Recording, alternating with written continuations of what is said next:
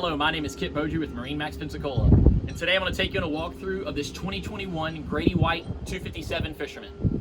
We'll start at the transom. We've equipped this particular boat with Yamaha twin 200 4-strokes, with digital controls.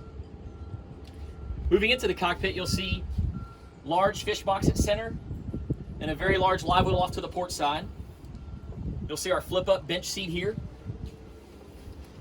At the leaning post, you will see a Yeti slide-out cooler, which is a very unique option.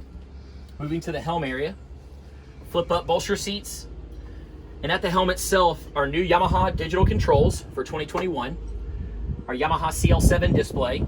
We've left the dash blank for our customers to pick their electronics as they please. Moving forward to the head area, you will see very spacious and finished out head. Lastly, moving to the bow, you will see lots of seating with forward-facing backrest. And last but not least, you will see here a windlass setup, which is an option on the 257. We'd like to thank you for watching this video, and remember, we're always open at MarineMax.com.